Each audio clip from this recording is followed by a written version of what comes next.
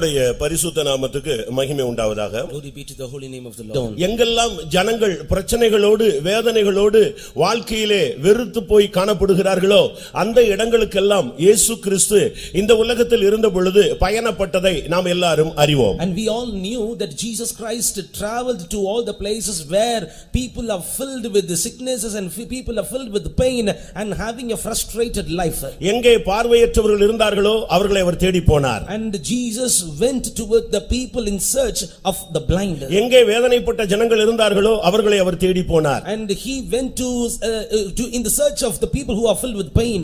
அவர் இந்த உலகத்தில் இருந்த பொழுது சில இடங்களுக்கு மறுபடியும் போனார் என்று வேதம் சுட்டிக்காட்டுகிறது. And the Bible says that he visited a few places again and again. இன்றைக்கும் கூட இந்த இடத்திலே மறுபடியும் ஒரு கன்வென்ஷன் வைத்திருப்பதின் நோக்கம் இன்னும் ஜனங்களுடைய தேவைகள் சந்திக்கப்பட வேண்டும், அவருடைய வாழ்க்கையில் மாற்றங்கள் சம்பவிக்க வேண்டும் என்பதுதான் தேவனுடைய திட்டமாக இருக்கிறது. It is the plan of God that he has conducted this convention once again in this year, that he wants his people to be met and their needs to be met by the Lord. இன்றைக்கும் கூட இந்த திசையை நோக்கி அவர் கடந்து வந்திருக்கிறார். Even tonight he has come down towards this direction. 21ஆம் வசனம் சொல்லுகிறது, இன்னொரு இடத்திலிருந்து புறப்பட்டு அவர் தீரு சீதோன் திசைகளுக்கு அவர் கடந்து வந்தார் என்று சொல்லப்பட்டிருக்கிறது. Verse 21 says Jesus went thence and departed into the coasts of Tyre and Sidon. இன்றைக்கும் கூட இந்த திசைகளில் சிக்கி இருக்கிற ஜனங்கள் விடுவிக்கப்பட வேண்டும், இன்னும் ஒரு திட்டவட்டமான ஒரு ரட்சிப்பின் பகுதியை இந்த ஜனங்கள் உணர்ந்து கொள்ள வேண்டும் என்பது தேவனுடைய திட்டமாக இருந்தபடியால் தான் இந்த கூட்டங்கள் மறுபடியும் இந்த இடத்திலே வைக்கப்பட்டிருக்கிறது. Once again we have these convention meetings here.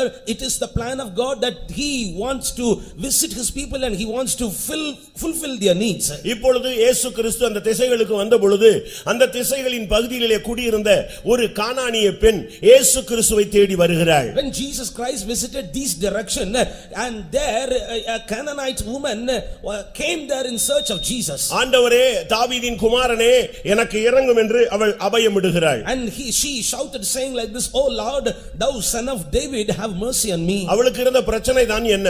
What was her problem? அவளுடைய ஒரு மகள் பிசாசினாலே பாதிக்கப்பட்டிருந்தாள். And her daughter is grievously vexed with the devil. அந்த பிசாசு அவளை கொடிய வேதனைக்குள்ளே இழுத்துக் கொண்டிருந்தது. And that devil was pulling her towards a great vexation. அவளை ஒரு வியாதியஸ்தராக அவளை மாற்றி விட்டது. And it turned out her to a sick girl. கர்த்தருடைய பரிசுத்த நாமத்துக்கு மகிமை உண்டாவதாக. Glory be to the holy name of the Lord. பிரியமானவர்களே, இந்த திசைகளிலும் கூட பலவிதமான ஜனங்கள் இன்னும் பலவிதமான கட்டுகளில் இருக்கிறபடியால் தான் இந்த கூட்டங்கள் வாயிலாக மறுபடியும் தேவன் இந்த ஜனத்தை சந்திக்க விருப்பம் உள்ளவராய் கடந்து வருகிறார். Beloved ones, even in this direction people are found under many kinds of bondages. That is why even to this direction Jesus has come down. கர்த்தருடைய பரிசுத்த நாமத்துக்கு மகிமை உண்டாவதாக. Glory be to the holy name of the Lord. இங்கே ஒரு பெண்ணினுடைய வாழ்க்கை மிகவும் கேவலமாக மாற்றப்பட்டதை நாம் வாசிக்க முடியும். And here we can read about a woman's life turned out into a miserable one. அதுக்கு காரணம் ஒரு வல்லமை. The reason for that is behind her அதை power. பிசாசு என்று வேதம் சுட்டிக்காட்டுகிறது. And the scripture points out that as devil. அந்த பிள்ளையை, அந்த வாலிப பெண்ணை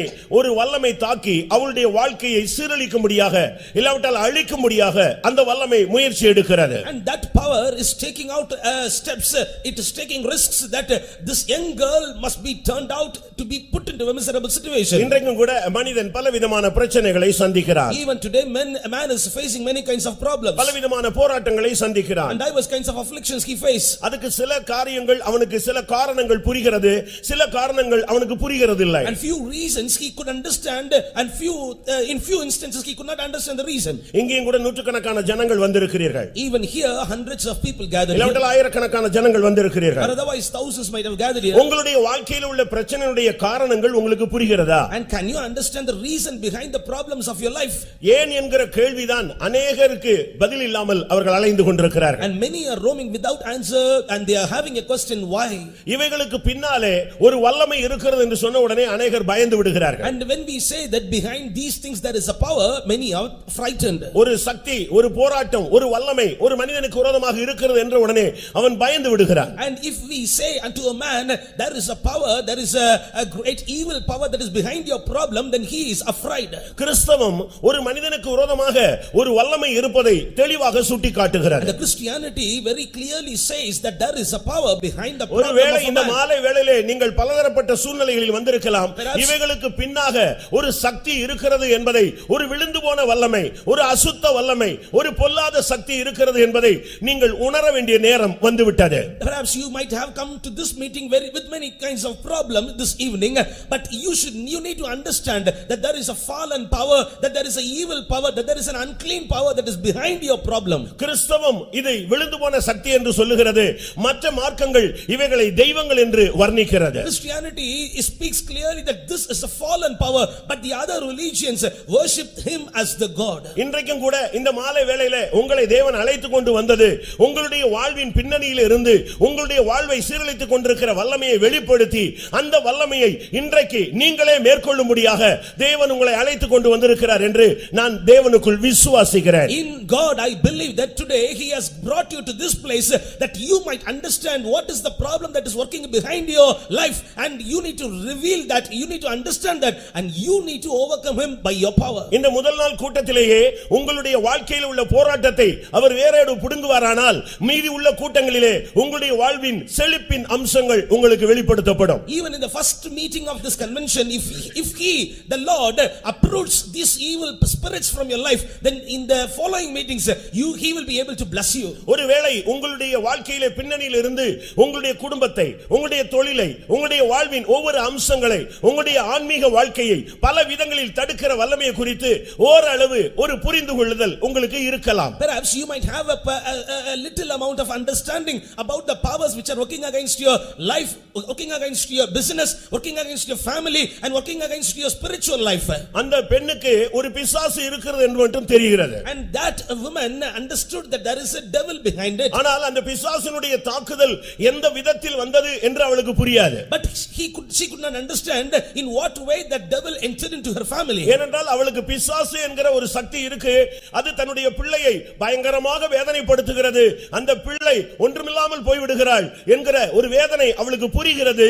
ஆனால் இந்த பிசாசு என்கிற சக்திக்கு பின்னால இருக்கிற தந்திரங்கள் அவளுக்கு தெரியாது. And she might have understand that there is a devil behind her daughter, there is a power that is working behind her daughter, but she could not understand the cunning nature of devil. முதலாவது இந்த வல்லமை எப்படி ஒரு மனிதனுக்குள்ளே வர முடிகிறது? First of all, how can this power enter into a man? இன்றைக்கு நீங்க எல்லாம் இங்க வந்து உட்கார்ந்து இருக்கீங்க, and you have gathered here tonight. உங்களுடைய வாழ்க்கையில எப்படி பிசாசு உள்ள வந்திருக்காங்கறதை நீங்க முதலாவது கண்டுபிடிக்கணும். And you need to understand and find out how and in what way devil has entered in your life. அத நீங்க கண்டுபிடிச்சிட்டு நீங்க ஆண்டவருடைய பாதத்தில் இந்த கூட்டத்துல வாங்க. And after finding out, you should have to come to the feet of Jesus in this meeting. உங்களுக்கு அஸ்திபாரமே தெரியாத பட்சத்துல நீங்க அழுதுகிட்டே தான் வாழ்க்கை முழுதும் போய் கொண்டே இருக்க வேண்டும். Without knowing the foundation, you should have to spend your life weeping. நீங்க பிசாசு போராட்டம், பிசாசு போராட்டம், பிசாசு போராட்டம் இப்படியே ஒரு ரைம்ஸ் நீங்க சாகுற வரைக்கும் பாடிக்கிட்டே இருப்பீங்க. And you will be singing this rhyme saying that is a striving of spirit, striving of evil spirit, striving of devil with me. அவன் எப்படி உள்ள வந்தான்? How did he enter? அவன் யாரு? Who is he? அவனுடைய சக்தி என்ன? What is his power? அதை மேற்கொள்ள நமக்கு தேவன் கொடுத்த சக்தி என்ன? In order to overcome him, what was the power God has given us? இவைகளை நாம் சரியான விதத்தில் புரிந்து கொண்டால்தான் இப்படிப்பட்ட கூட்டங்களில் ஒரு விடுதலையை நாம் சுவீகரித்துக் கொள்ள இயலும். Only if we understand these things, then only we can receive a deliverance in these meetings. முதலாவது பிசாசு பிசாசு என்று சொல்லுகிற ஒரு நபர் அவன் ஒரு விழுந்து போன தூதன் என்பதை நீங்கள் புரிந்து கொள்ள வேண்டும். First of all, you need to understand this devil is not no one but the fallen angel. மனிதனை சிருஷ்டிக்கும் முன்பாக, before the creation of man, தேவன் தூதர்களை சிருஷ்டிக்கிறார். God created angels. எதற்காக? For what? வருங்காலத்திலே அவர் உருவாக்குகிற அந்த தேவ சாயலாக உருவாக்கப்படுகிற மனிதனுக்கு சேவை செய்யும்படியாக. And they need to serve the man who is going to be created by God in the image of himself. ஒன்று தன்னை தொழுது கொள்ளும்படியாக, first thing to worship him. மற்றொன்று தான் உண்டு பண்ணுகிற தன்னுடைய சாயலின்படியும் தன்னுடைய ரூபத்தின்படியும் உருவாக்கப்படுகிற மனிதனுக்கு சேவை செய்யும்படியாக ஏற்படுத்தப்பட்ட பணிவிடை ஆவிகள் என்று எபிரேயர் 1 கடைசி சுட்டிக்காட்டுகிறது. Hebrews chapter 1 the last verse says that these angels are nothing but the ministering spirits that they may help man who is going to be created by God in his own image. இந்த தேவதூதர்கள் நல்லவர்களாகவே இல்லாவிட்டால் பூரணர்களாக சிருஷ்டிக்கப்பட்டார். And these angels were created perfect and created in a good manner. அன்றைக்கு மனிதன் சிருஷ்டிக்கப்படவில்லை. On that day man was not yet created. வேதம் சொல்லுது, கொலோசியர்ல சொல்லி இருக்கிறது, in Colossians we read, சகலமும் அவருக்கென்றும் அவராலேயும் அவரை கொண்டும் உருவாக்கப்பட்டது. and everything had been created by him and for him. கர்த்தத்துவங்களானாலும் துரைத்தனங்களானாலும் சிங்காசனங்களானாலும் எல்லாமே அவருக்கென்று அது சிருஷ்டிக்கப்பட்டது. In the government, the principalities and the throne, everything had been created for him. இப்படி எல்லாமே அழகாக சிருஷ்டித்த பொழுது When he created everything beautifully, இதே நேரத்திலே கர்த்தர் சீயோனையும் அவர் உருவாக்குகிறார். at the same time the Lord is forming Zion also. அந்த சிங்காசனம் அந்த மகிமையான அந்த அனுபவத்தையும் உண்டு பண்ணி காண்பிக்கிறார். And he is creating that wonderful glorious experience also. தூதன் பூர்ணமாக இருந்தபடினாலே, and since that angel was created perfectly, அவனுக்கு வளர்ச்சி கிடையாது. and he was not yet to grow. அவனுக்கு எல்லா மகிமை இருந்தது. He was having full glory. அவனுக்கு எல்லா வல்லமையும் இருந்தது. He was having full power. ஒரு தூதன் இறங்குனான்னா பூமியே பிரகாசிக்குமா. If one angel descends down, the whole earth will shine. அப்படிப்பட்ட ஒரு வல்லமை உள்ளவனாய் அவனை சிருஷ்டித்திருந்தார். And with such kind of power God has created him. இப்படி உருவாக்கி வைத்த பொழுது, when he was created in that manner, ஒரு நாள் அவன் சீயோனின் மகிமையை பார்க்கிறான். one day he was able to see the glory of Zion. ஏசாயா 14ஆம் அதிகாரத்தில் அந்த சம்பவங்கள் சொல்லப்படுகிறது. And all these things are written in Isaiah chapter 14. அந்த சீயோனின் மகிமையை பார்த்த உடனே, when he beheld the glory of Zion, அவனுக்கு என்ன சிந்தை வந்தது? what was having in his thought? இது எல்லாமே தனக்கு தான் அப்படிங்கற ஒரு சிந்தை வந்தது. And he got a thought in himself like this, that all these things have been created for me. அந்த நேரத்தில் தான் தேவன் தன்னுடைய மனதை வெளிப்படுத்துகிறார். Only in that instance God revealed his plan, his இது mind. உங்களுக்கு அல்ல, it is not for you. என்னுடைய சாயலின்படியே நான் ஒருவனை உருவாக்க போகிறேன். I am going to create one in my own image. அவனில் மேன்மையானவனுக்கு இந்த இடம் சொல்றார். And one who is going to be the great among himself, he can inherit this. அதை டைஜஸ்ட் பண்ணதுக்கு அந்த தூதனுக்கு முடியல. And this angel could not digest it. அவனுக்கு தனக்கு தான் அப்படிங்கற ஒரு சிந்தை தான் இருந்தது. And he was having a mind that this had been created for me. நீங்கள் எஸ்தரின் புத்தகத்தை படித்து பார்த்தால், when you read the book of Esther, அங்கே ஆமான் என்கிற ஒரு மனிதனை பார்க்கிறோம். you can see a man called Haman. ராஜா அவனுக்கு சகல மகிமை கனம் எல்லா வல்லமையும் அதிகாரத்தையும் கொடுத்து வைத்திருந்தார். and the king had given every glory to him. ஒரு நாள் ராஜா அழைத்து அவனோடு பேசுகிறார். one day king called him and he was speaking to him. நான் ஒரு மனிதனை கனம் பண்ண போகிறேன். I am going to honor a man. அவனை எப்படி ஹானர் பண்ணலாம்னு நீ நினைக்கிறேன்னு சொன்னான். how do you think how can I honor him? அவன் மைண்ட்ல என்ன வந்துருச்சு? and in his mind, நம்மள தவிர யார அவர் கனம் பண்ண போறாரு? and whom he is going to honor other than me? இந்த மைண்ட் வந்த உடனே, after having this mind, அவன் தன்னுடைய மைண்ட்ல தான் எப்படிலாம் ராஜாவால கனம் பண்ணப்படணுமோ அவளத்தையும் சொல்ல ஆரம்பிச்சான். and he started to speak unto king like this, that in this manner a man needs to be honored by king. எல்லாம் முடிஞ்ச உடனே ராஜா சொன்னாரு, கேட்ல ஒரு முர்தகாய் இருக்கிறான், அவனை போய் ஹானர் பண்ணுன்னு சொல்லிட்டார். and after telling everything, king commanded him to honor the one who is at the gate, Mordecai. அவனுக்கு பைத்தியம் பிடிச்ச மாதிரி இருந்துச்சு. and he got mad. இதே போலதான் அன்றைக்கு நடந்த சம்பவம் பிரியமானவர்களே. and likewise that incident took place on that day, beloved ones. அன்றைக்கு அந்த சீயோன் மனிதனுக்கு என்று சொன்ன பொழுது, when God told that this Zion is for man, இந்த தூதர்கள் இல்ல அது எங்களுக்குரியது என்று போராட மனதிலே கொண்டு வரு இருதயத்திலே சிந்திக்க ஆரம்பித்தார்கள். and these angels started to think in their heart, saying like this, no, it is for us. வானத்துக்கு ஏறுவேன், I will climb up to heaven, உன்னதமானவருக்கு ஒப்பாவேன், I will become like வடதிசையில் உள்ள சீயோன் பர்வதத்தில் நான் வீற்றிருப்பேன், I will be seated on the north. அந்த சீயோன் எனக்குரியது என்று சிந்தித்தானே, அந்த நிமிடத்தில் கோடாகோடி தூதர்கள் அந்த சிந்தையிலே தாக்கப்பட்ட அந்த வல்லமைகள் அனைத்தும் பூமியிலே தள்ளப்பட்டது. when he was about to think that this glorious Zion is for me, when he was having these thought in his heart, the whole crores and crores of angels who were having this kind of thought had been fallen down. ஒரு கூட்டம் அப்படியே வானத்திலே தங்கி விடுகிறது. and one group remained in the heaven. ஒரு group இந்த பூமியில வந்து விழுகிறது. and another group fallen on this அதுல earth. தீவிரமாக ஒரு சக்தி இருக்கிறது. அந்த சக்திகள் எல்லாம் கர்த்தர் பாதாளத்தில் தள்ளி லாக் பண்றாரு. and a few are much miserable among those powers, the Lord God shut them in the hell. லூக்கா 10ஆம் அதிகாரத்துல நீங்க பாத்தீங்கன்னா, சாத்தான் மின்னலை போல வானத்தில் இருந்து விழுகிறதை கண்டேன்னு சொன்னானே, ஒரு குரூப் மேலே இருக்கிறது. and in Luke chapter 10 we read that one group had fallen down like a lightning, another group remained there. வெளிப்படுத்தல் 2ஆம் அதிகாரத்துல சொல்லி இருக்கிறது, சாத்தானுடைய சிங்காசனம் இருக்கிற இடத்தில் நீ குடி இருக்கிறாய்னு.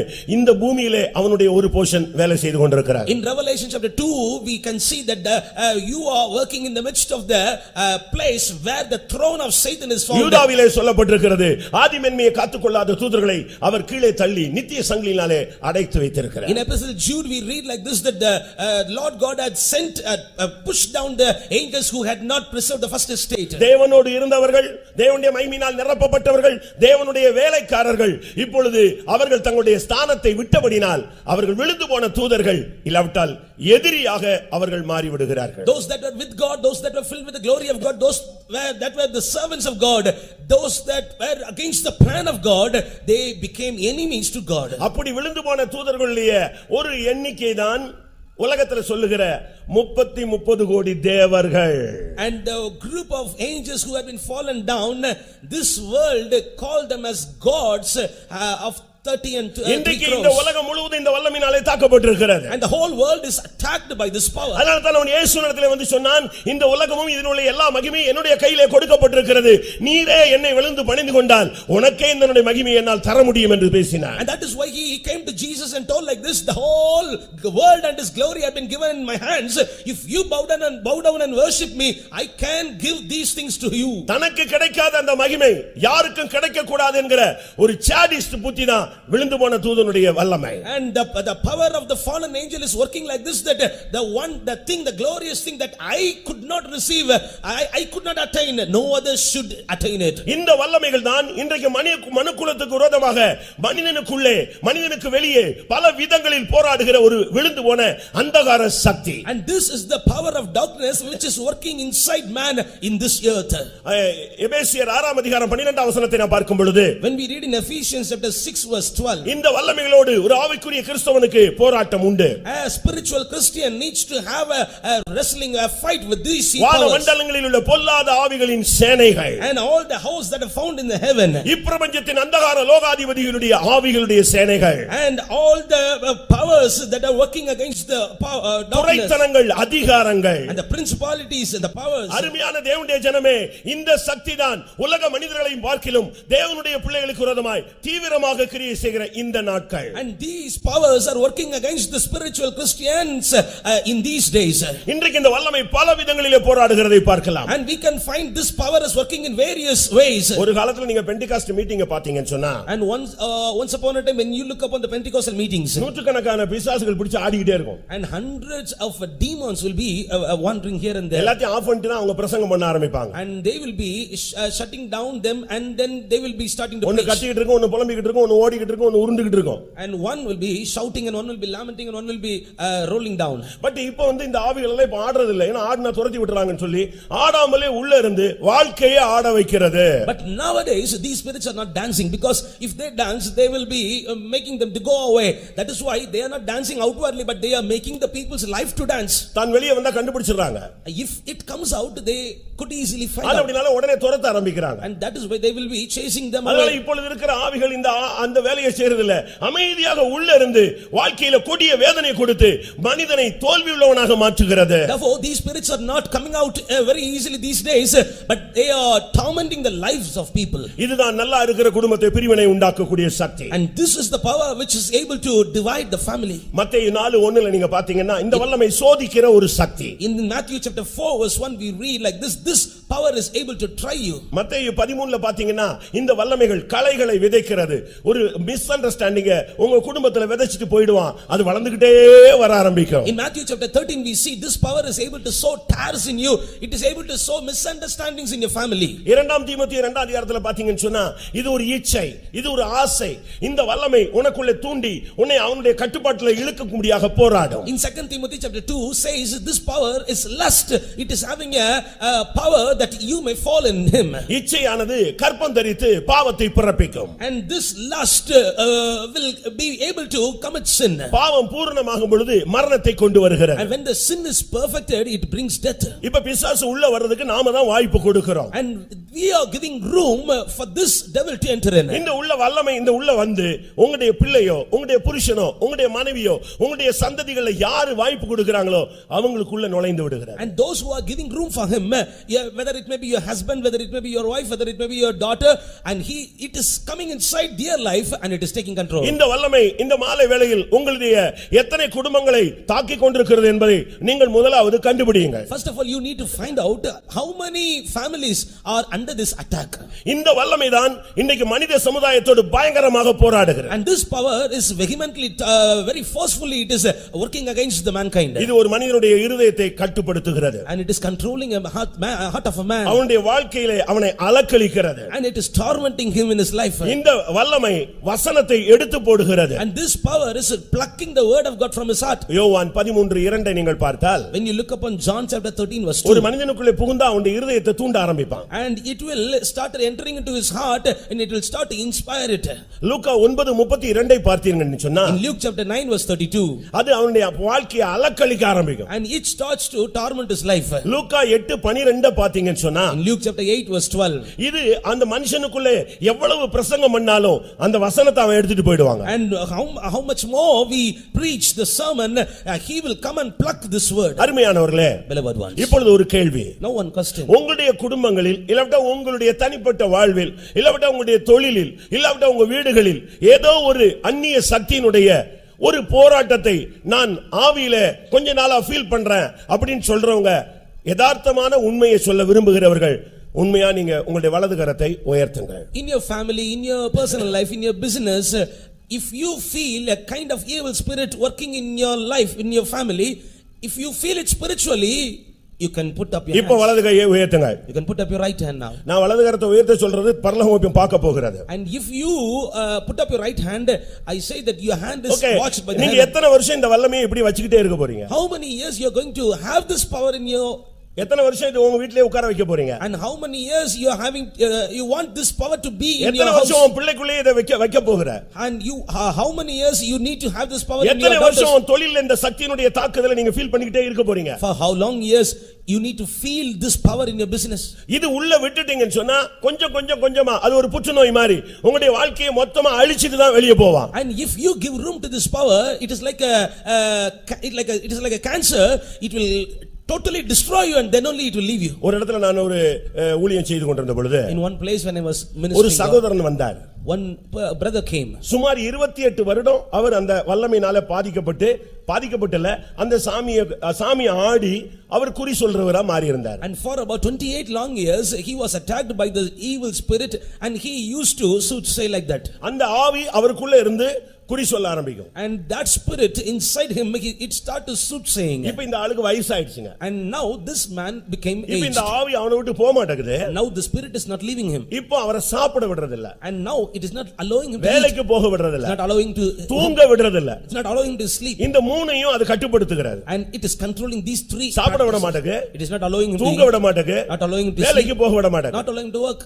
இப்போ அவங்களுக்கு இந்த வல்லமையில இருந்து விடுதலை வேணும்ங்கற ஒரு ஃபைனலுக்கு வந்துட்டாங்க. and they came to the final stage. They want a deliverance from the spirit. அப்ப நான் சொன்னேன், நீ வந்து 28 வருஷமா உன்னைய சேவிச்சிருக்கான், அவனே என்ன வயசாயிருச்சுன்னு சொல்லிட்டு இப்போ சாகடிக்க ட்ரை பண்றேன்னா, இல்ல நான் இத்தனை வருஷம் இருந்தால சாகடிக்க தான் நான் ட்ரை பண்ணுவேன். என்ன பிசாசு திருடவும் கொல்லவும் அழிக்கவும் வருகிறானே என்று வேறு ஒன்றுக்கும் வரான். when I was commanding the spirit to go, it says like this, I was here for 28 long years, I will kill him, I will destroy him, because the word of God says Satan will kill and destroy. இந்த வல்லமைக்கு நீங்க இடம் கொடுத்துட்டு எத்தனை வருஷம் இப்படி மீட்டிங்லாம் வந்துட்டு திருப்பி இதே பிசாசு செய்வனை ஏவல் போராட்டம் இதே பாட்ல இருக்க போறீங்க. இன்னைக்கு ஒரு ஃபைனல் சொல்யூஷனை நீங்க விசுவாசியுங்க. for how long you need to be under the torment of this kind of evil spirits? today you desire a deliverance. இந்த ஆவினா உன் குடும்பத்தை தாறுமாறா உன் பிள்ளைய உன் புருஷனை இஷ்டத்துக்கு மனது மாம்சம் விரும்பினபடி செயல்பட வைக்கிறது. and it is only this power, it is making your husband, it is making your family, it is making your children to go according to their own lust. நியாயாதிபதிகள் 9:23 இந்த ஆவி வரும் பொழுது உங்க வீடுகளில் சண்டை சானாகவே வந்துரும். in Judges chapter 9 verse 23, when this spirit enters in your house, automatically quarrel starts. ஏசாயா 19:14 இந்த ஆவி வரும் பொழுது எல்லாம் கண்ட்ரோல்லெஸ்ஸா உன்னுடைய பிள்ளைகள் புருஷன்லாம் இஷ்டத்துக்கு போக ஆரம்பிச்சிடுவாங்க. in Isaiah chapter 19 verse 14, according to that verse, when this spirit enters into your house, everybody becomes without control. லூக்கா 13:11 இந்த ஆவி வரும் பொழுது உன்னால உட்கார முடியாது, எழும்ப முடியாது, நிமிர முடியாது. ஒரு பலவீனத்தின் ஆவி உன் சரீரத்தை முழுவதுமாக அழுத்த ஆரம்பிக்கும். in Luke, according to Luke chapter 13 verse 11, when this spirit enters into you, this is a spirit of infirmity. It will not allow you to sit, it will not allow you to sleep, it will not allow you to walk. கர்த்தருடைய பரிசுத்த நாமத்துக்கு மகிமை உண்டாவதாக. Glory be to the holy name of the Lord. இதுக்கெல்லாம் காரணம் என்ன? What is the reason behind this? இந்த வல்லமைகள் உள்ளே வந்து குடிபுகுந்து தன்னுடைய ஆதிக்கத்தை செலுத்துவதற்கு நீ எப்படி இடம் கொடுத்தாய் என்பதை நீ கவனிக்க வேண்டும். for this power to enter into you and for this power to destroy you, how you gave room, you should have to understand this. இந்த பெண் கானானிய திசைகளில் இருந்த ஒரு பெண். this woman was on the sides of the Canaan. அவள் அந்த திசைகளில் குடியிருந்த ஒரு கானானிய ஸ்திரீ. And she was a woman of Canaanite. இவள் தன்னுடைய மகளுடைய வேதனைக்காக இயேசுவை தேடுகிறாள். And she besought Jesus for the vexation இந்த of முதல் நாள் கூட்டத்திலே உங்களுடைய தனிப்பட்ட வாழ்க்கை எப்படி இருக்கிறது என்பதை முதலாவது சிந்தியுங்கள். In this first evening of this meeting, you should have to understand and you should have to find out in what state your life is. இத நீங்க உணரணும், இத கிளியர் பண்ணணும். இத கிளியர் பண்ணாதான் பிசாசுக்கு நீ திறந்து வைத்திருக்கிற கதவை நீ மூட முடியும். You need to understand this, then only you can be able to shut the door in through which Satan has entered. ஒரு நாள் தூத்துக்குடியில பாஸ்டர் தவுமணி அவர்கள் ஒரு மீட்டிங் ஒரு ஜெபம் நடத்திட்டு இருந்தார். And once Pastor Daumani was conducting a meeting in Thuthukudi. நாங்கலாம் அப்ப விசுவாசிகளாக இருக்கிறோம். And we were then believers. அப்பதான் மில்லர்புரம் வாங்கின ஒரு நேரம், கிடைச்ச ஒரு நேரம். And at that time only we have got the Millabaram faith home. பக்கத்துல இருக்கிற ஒரு டாக்டர் அந்த நைட் 12 மணிக்கு ஜெபத்துக்கு வந்தாரு. And the doctor who was behind the faith home came for prayer in the night at 1 o'clock. அது முள்ளு கதவை வச்சு தான் நாங்க முள்ளு வச்சு தான் போட்டுறோம் எடுத்துறோம். அவர் வந்தாரு. அவர் வந்து ஜெபத்துல உட்கார்ந்தார். The gate was made of only of thorns and that doctor came in and he pastor தவுமணிட்ட அவர் क्वेश्चन பண்றாரு. And that doctor was questioning Pastor Daumani. நல்ல ஒரு விசுவாசிக்குள்ள பிசாசு வர முடியுமா? And he was questioning like this, can devil enter into a good believer? ஒரு கிறிஸ்தவனுக்குள்ள பிசாசு வர முடியுமா? Can demon enter into a Christian? வரலாம்னு சொன்னார். And Pastor Daumani replied, it can enter. அது எப்படி சொல்லிட்டீங்க பட்டுன்னு சொல்லிட்டீங்கன்னு கேட்டார். And doctor was asking how you said that. அவர் உடனே சொன்னாரு. And immediately ரொம்ப சிம்பிளா ஒரு கான்செப்ட் சொன்னாரு. And very simple concept he told. இப்போ கதவு திறந்ததனால நீங்க எங்க சர்ச்சுக்குள்ள வந்துட்டீங்க முள்ள ஒதுக்கிட்டு. And now our gate is open, that is why you enter in. இப்போ நீங்க வரும்போது உங்க நாய் இந்த வந்து படுத்துக்கிச்சு, பக்கத்துல கூட வந்து படுத்துக்கிச்சு. And since you came in, your dog கதவு திறந்திருந்தா நீ இல்ல, உன் வீட்ல இருக்கிற நாய் பூனை எல்லாமே உள்ள வரும். அதுபோல மனித வாழ்க்கையில பிசாசுக்கு இடம் கொடுத்தா எல்லாம் வந்து உள்ள settle ஆயிடுவா. If the gate is opened, it is not you, your dog and your cat all will enter in. Likewise, even in the life of man, if his gate is opened, demon can enter in. முதலாவது அவனை உள்ள விட்டதுக்கு காரணத்தை நீங்க கண்டுபிடித்து அந்த கானானிய வாழ்க்கை தான் உன்னுடைய வாழ்க்கையிலே பிசாசு வருவதற்கு காரணம் என்பதை நீங்கள் புரிந்து கொள்ள வேண்டும். And you need to understand the life in the Canaan is the reason for all these things in your life. கானான் என்று சொன்னால் சபிக்கப்பட்டவன் என்ற ஒரு அர்த்தம் இருக்கிறது. Canaan means cursed. ஆதியாகமம் 9:25 நீங்கள் இதை பார்க்கலாம். You can read that in Genesis chapter 9 verse 25. என்றைக்கு மனிதன் கீழ்ப்படியாமல் போனானோ அன்றைக்கு அவன் சபிக்கப்படுகிறான். And when man disobeyed, that day he got cursed. இந்த பூமி சபிக்கப்படுகிறது. And this earth got cursed. இந்த சபிக்கப்பட்ட பூமியில தான் நாம் இந்த உலகத்தில் வாழ்ந்து கொண்டு வருகிறோம். And only in the cursed earth in this world we live. இந்த சாபத்தை நீக்க ஒரே வழி ஆண்டவராகிய இயேசு கிறிஸ்து மாத்திரமே. And for this curse to be removed, the only way is Jesus Christ. கலாத்தியர் 3:13 சொல்லுகிறது, அவர் நம்முடைய சாபத்துக்கு காரணராகி அவர் அதை ஏற்றுக்கொண்டார். ஆனபடினாலே நாம் சாபத்திலிருந்து விடுதலையாக்கப்பட முடியும். In Galatians chapter 3 verse 13 it says he became the reason for our curse, and that is why we can be delivered from the curse. இந்த கூட்டத்திலே வந்திருக்கிற அருமையானவர்களே, உங்களுடைய வாழ்க்கையிலே கானானிய வாழ்க்கையை இந்த கூட்டத்தின் முதல் பகுதியிலே நீங்கள் முடிவுக்கு கொண்டு வரும்படியாக தேவ ஆவியானவர் சத்தமிடுகிறார். And in this first portion of this meeting, the Spirit of God is shouting unto you that you need to put a full stop for the Canaanite life that is in you. இந்த வாழ்வை நீ சரிப்படுத்தினால், ஆண்டவராகிய இயேசு கிறிஸ்துவை நீ தேடினால், இன்றைக்கு உன்னுடைய வாழ்வில் போராடிக் கொண்டிருக்கிற வல்லமையை நீ முடிவுக்கு கொண்டு வந்து திரும்பி போக முடியும். If you correct your life and if you besought the face of Jesus in this meeting, you can put a full stop, you can put an end to this kind of power. ஆதியாகமம் 9:26 சொல்லுகிறது, அது ஒரு அடிமைத்தன வாழ்க்கை. In Genesis chapter 9 verse 26 the verse says that is a life of slavery. நீ மனிதனுக்கு அடிமையாக இருக்கிறாய். You are a slave to man. நீ பாரம்பரியத்துக்கு அடிமையாக இருக்கிறாய். You are a slave to tradition. சில சபைகளுக்கு நீ அடிமைகளாய் இருக்கிறாய். You are slave to few churches. சில பொல்லாத சுபாவங்களுக்கு அடிமையாய் இருக்கிறாய். You are slave to few characters. மதுபானத்துக்கு நீ அடிமையாய் இருக்கிறாய். You are slave to drinking. துன்மார்க்கத்துக்கு நீ அடிமையாய் You are இருக்கிறாய். slave to wickedness. பாவ வாழ்க்கை இருக்கும் வரை இந்த வல்லமை உன்மேல் உன் குடும்பத்தின் மேல் உரிமை பாராட்டிக் கொண்டே இருக்கும். Until then you have a sinful life in you, these powers will have authority and power over your family. நீ சபைக்குள் இருக்கலாம். You may be in the church. ஒரு இடத்துல ஒரு பிசாசு ஒரு சபையில துரத்தப்படுகிறது. And in one place the Satan is chased away from the church. அந்த ஆவி சொல்லுது, இப்போ என்ன நான் போகணும், அவ்வளவுதானே நான் போறேன்னு சொல்லு. That spirit says like this, you want me to chase away, is it right? I'm going. பாதாளத்துக்குலாம் போக முடியாது. I cannot go to the hell. அப்ப நீ எங்க போற? Then where are you going? இந்த சபையில எனக்கு பாதி ஆள் ஏன் டீமா தான் இருக்கறான். எவனுக்குள்ளே நான் போறேன் அப்படினு. And half of this church is in my team, I will enter into one of those. நீ கதவை திறந்து வச்சிருந்தேனா அவன் உள்ள வரத்தான் செய்வான். If you have your gates opened, he will surely enter. அருமையான நண்பனே, beloved friend, அருமையான சகோதரனே சகோதரியே, beloved brother, beloved sister, கானானிய வாழ்வு இந்த முதல் கூட்டத்தில் முடிவுக்கு வருமானால் இன்றைக்கு உன்னோடு போராடுகிற வல்லமையும் முடிவுக்கு வரும். As the life of Canaan is going to come to an end in the first meeting, your cursed life will also automatically comes to an end. எந்த வல்லமைக்கு நீ அடிமையா இருக்கிறாய்? To what power you are born? எந்த பாவத்துக்கு நீ அடிமையா இருக்கிறாய்? To what sin you are bound? உன்னுடைய பாவத்துக்காக தானே இயேசு சிலுவையிலே அடிக்கப்பட்டார். It is only for your sin Jesus was crucified on the cross. நம்முடைய அக்கிரமங்களுக்காக அவர் அடிக்கப்பட்டார், நம்முடைய மீறலுக்காக அவர் நொறுக்கப்பட்டார். For our iniquities he had been crucified, for our trespasses he had been broken. இன்னும் நீ பாவத்திலிருந்து விடுதலையாகாவிட்டால் பிசாசு உன்னை சுதந்திரவாளியாய் மாற்றுகிறார். If you are not yet delivered, then you became a heir for Satan. 106 சங்கீதம் 38 வசனம் சொல்லுகிறது, கானானிய வாழ்வு விக்கிரக வாழ்வு என்று சொல்லுகிறது. Psalm 106 verse 38 says the life in the Canaan is the life of idolatry. எசேக்கியேல் 16:29 சொல்லுகிறது, அது ஒரு கானானிய வாழ்வு, ஒரு வேசித்தன வாழ்வு. Ezekiel chapter 16 verse 29 says the life in Canaan or Canaanite life is a life of fornication. அப்போஸ்தலர் 7:11 சொல்லுகிறது, கானானிய வாழ்வு ஒரு பஞ்சத்தின் வாழ்வு, வறுமை, தரித்திரம், கடன், சாபம் இவைகள் எல்லாம் கானானினுடைய செய்கைகள்.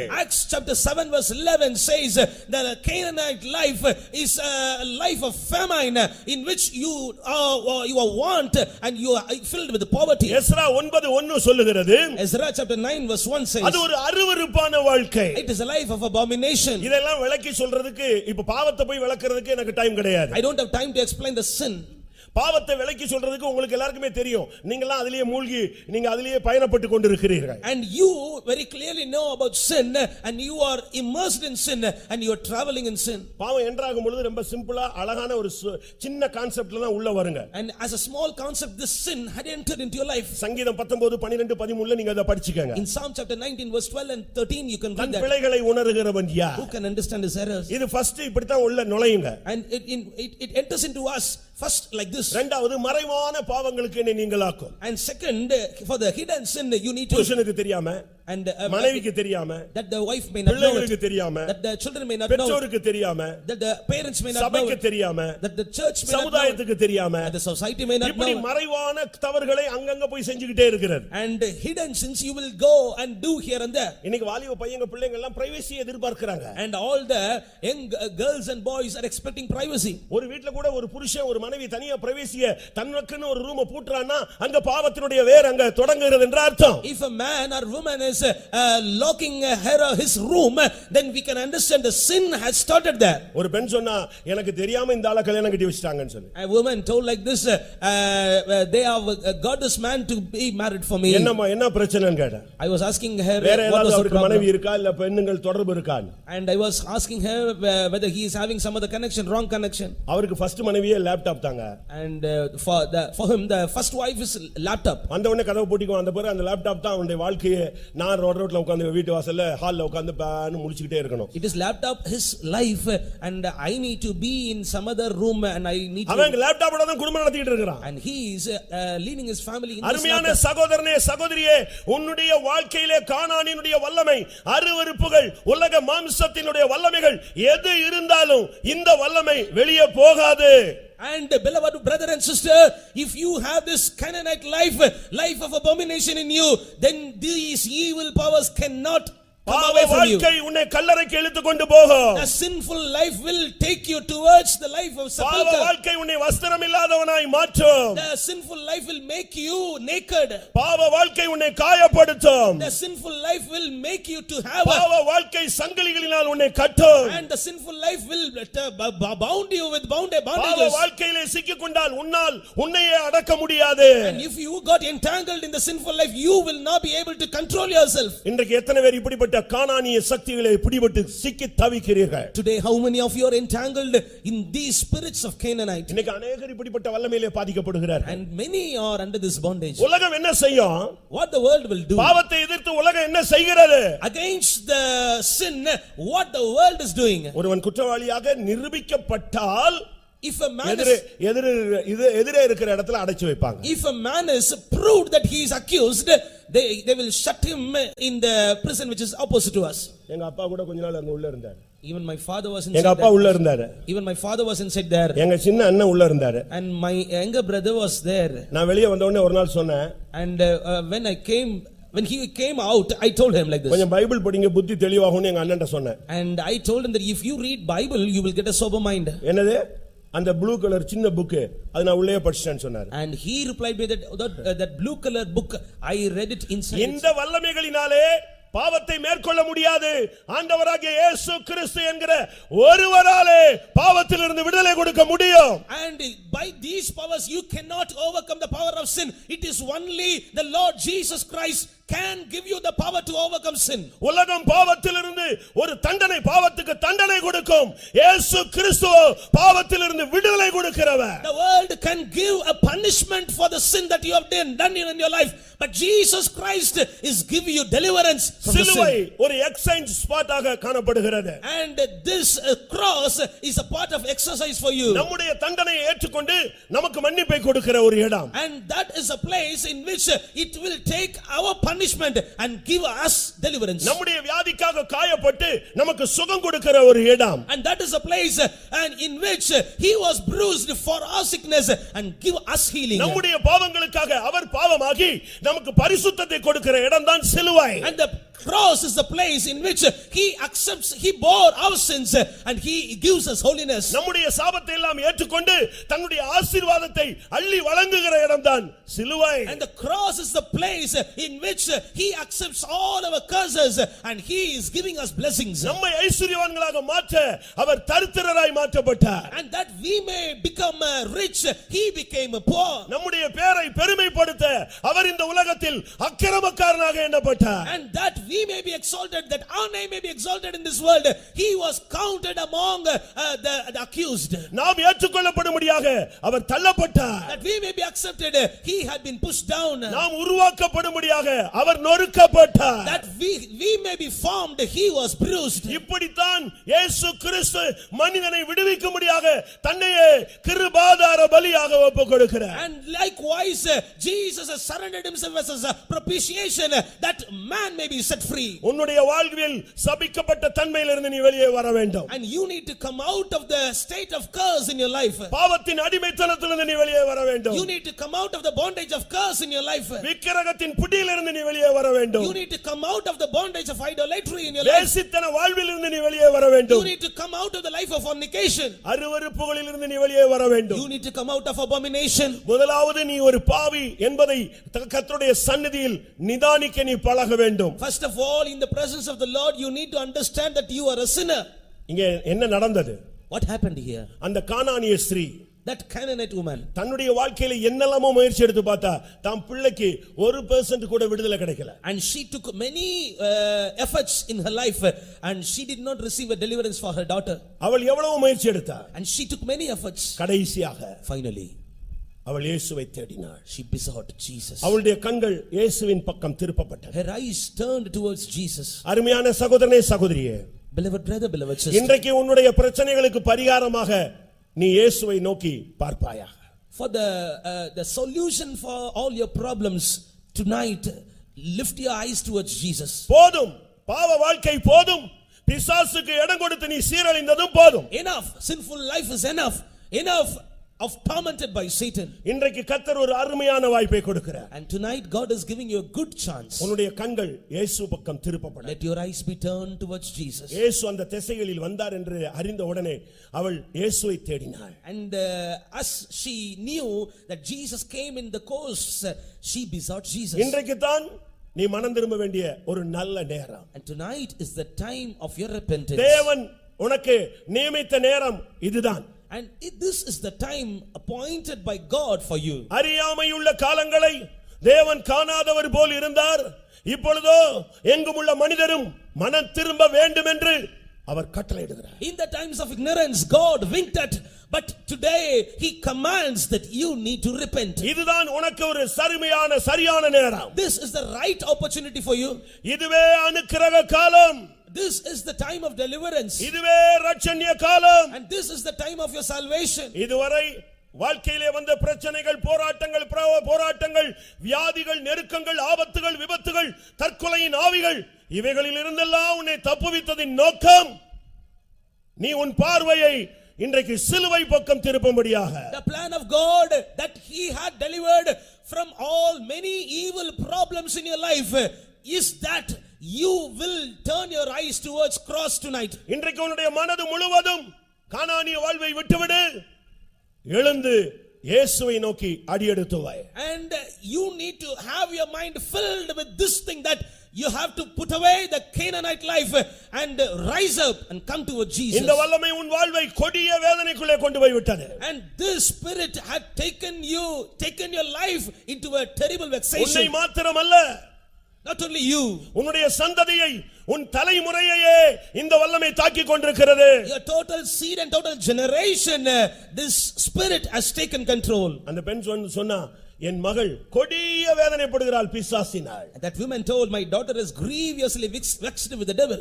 அது என்ன கொடிய வேதனை? What was that grievous vexation? 1 யோவான் 4:18 சொல்லுகிறது. 1 John chapter 4 verse 18 says, பயம் வேதனை உள்ளது. And the fear is tormenting. இன்னைக்கு கூட எல்லாருக்கும் பயம் இருக்கிறது. And even tonight we find fear. தைரியசாலி முதற்கொண்டு மனகசந்து அழுவான் என்று பைபிள் சொல்லுகிறது. And the Bible says that even a bold man will start to weep and lament. ஜீவகாலமெல்லாம் மரண பயத்தில் அடிமைப்பட்டிருந்த ஜனங்களை விடுவிக்கும்படியாக இயேசு வந்தார். And Jesus Christ came down that he may set free all the people from the spirit of fear. மத்தேயு 8:6 சொல்லுகிறது, வியாதி ஒரு கொடிய வேதனையை கொடுக்கிறது. And Matthew chapter 8 verse 6 says this sickness is giving a torment to man. நீதிமொழிகள் 23:29 சொல்லுகிறது, மதுபானம், போதை ஒரு மனிதனை வேதனைக்குள் இழுத்து செல்கிறது. Proverbs chapter 23 verse 29 says that drug is drawing a man to torment. 32ஆம் சங்கீதம் 10ஆம் வசனம் சொல்லுகிறது, துன்மார்க்க வாழ்க்கை வேதனையை பிரதிபலனாய் கொடுக்கிறது. And Psalm 32 verse 10 says the wicked life is giving the reward as pain. சங்கீதம் 16:4 சொல்லுகிறது, அந்நிய தேவர்களை நாடுகிறவர்களுக்கு வேதனை உண்டு. And Psalm 16 verse 4 says those that desire strange gods will have pain. லூக்கா 16:23 சொல்லுகிறது, பாதாளம் ஒரு கொடிய வேதனை உள்ள ஒரு சக்தி.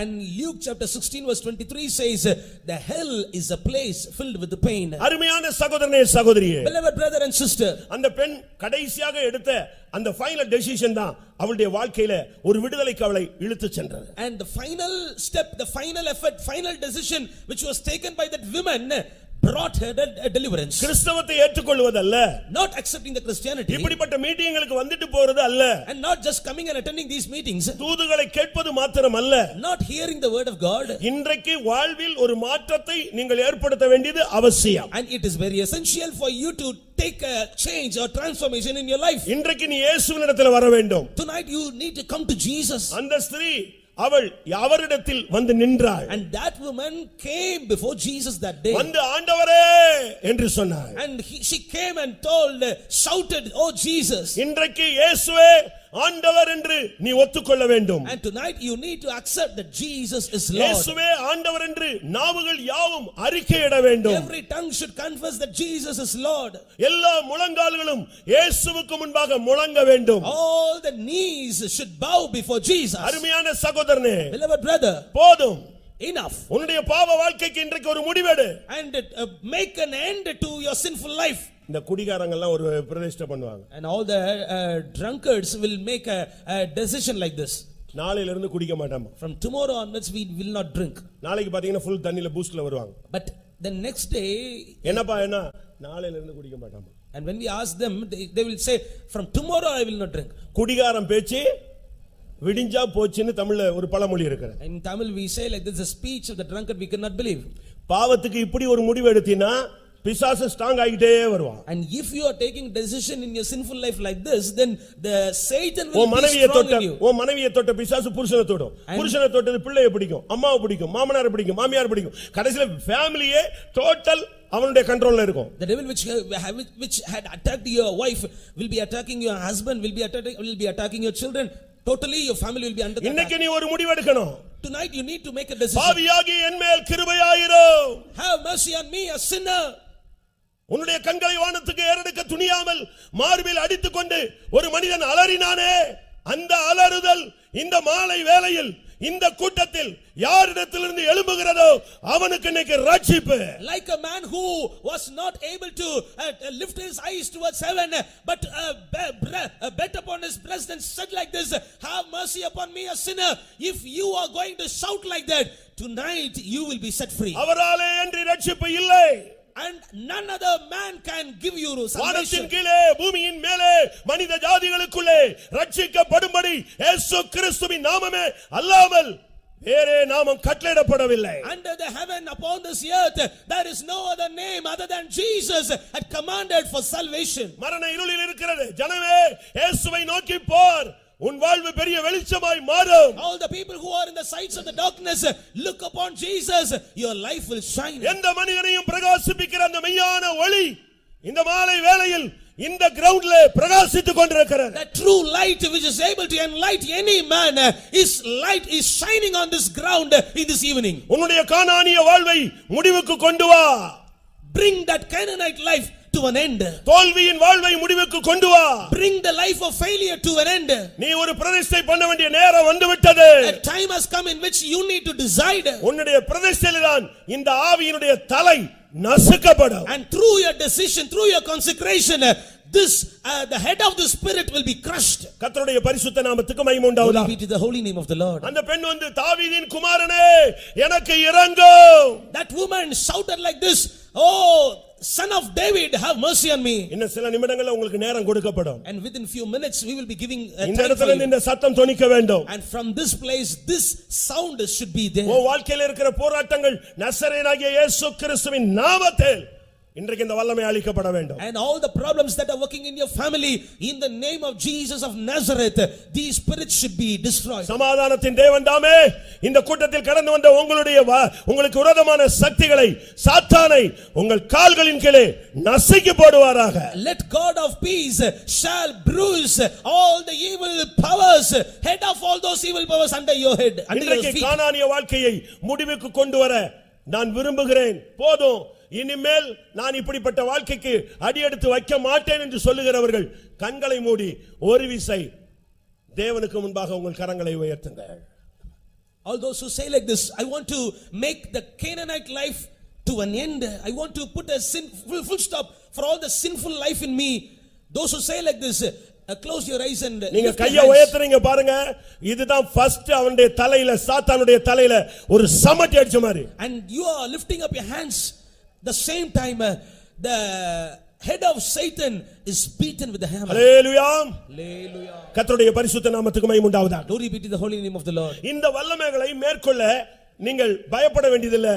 இதுக்கு நமக்கு பவர் கொடுத்திருக்கிறார். To overcome these powers you need not afraid. God has given us a power. இதுவரைக்கும் பிசாசுனா நீங்க எல்லாம் பயந்து ஓடி, பிசாசுனாலே பாதி பேர் ஜெபத்துல இருக்க மாட்டாங்க, என்சி ஓடி போய்டுவாங்க. And if we say that this is a spirit of demon, then half of you will not be in the meeting, you will run away. ஒரு மீட்டிங் நடத்திட்டு இருக்கும்போது ஒரு பைபிள் ஸ்டடி முடிஞ்சு ஒரு பிசாசு பிடிச்சு ஆடிச்சு முடிஞ்சு 10 நிமிஷத்துல பாத்தீங்கன்னா இருந்த 150 பேர்ல 3 பேர் கூட இல்ல, எல்லாரும் ஓடி போய்ட்டாங்க வீட்டுக்கு. And after the Bible study when I was praying for a man possessed with demon, everybody about 150 people were there in the Bible study, but they all left, only 3 were there.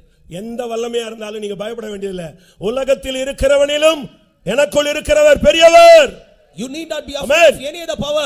He that is in you is greater than that is in the world. இது எமோஷனுக்காக சொல்றது இல்ல, ஜீவனுள்ள வார்த்தை. உலகத்தில் இருக்கிறவனிலும் எனக்குள் இருக்கிறவர் பெரியவர்னு சொல்றவங்க கரங்களை உயர்த்துங்கள். This is not for emotion. இன்னைக்கு உன் குடும்பத்துக்கு, உன் பிள்ளைகளுக்கு, உன் தொழிலுக்கு, உன்னுடைய ஊழியத்துக்கு, உன்னுடைய வருங்காலத்துக்கு விரோதமான வல்லமைகளை நீ இந்த இடத்துல ஜெயிச்சிட்டு வெளியே போகணும். You need to overcome the powers that are against your family, against your future, against your business in this place, and then you go. நல்ல எதிர்த்து நிக்கணும்.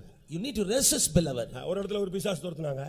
In one place they was chasing away Satan, and the time was going on, but பிசாசு போகல. but the Satan is not going. அந்த ஆள் சொன்னாரா, that man told, time ஆயிடுச்சு, please நீ போய்டுன்னு சொன்னான். and that man told like this, it is about time, you need to leave. ப்ளீஸ்ன பிறகு அது போவானவ. And even after A requesting, இயேசுவின் நாமத்திலே போன்னு சொல்லு. and you can boldly say in the name of Jesus. மத்தேயு 17:18 என்ன சொல்லுகிறது? In Matthew chapter 17 and verse 18, இயேசு அந்த வல்லமையை அதட்டினார். and Jesus rebuked that power. லூக்கா 13:16 என்ன சொல்லுகிறது? Luke chapter 13 verse 16 அந்த says, வல்லமையுடைய கட்டுகளை நீ அவிழ்க்க வேண்டும். and you need to loose the bondages of them. மத்தேயு 10:8 என்ன சொல்லுகிறது?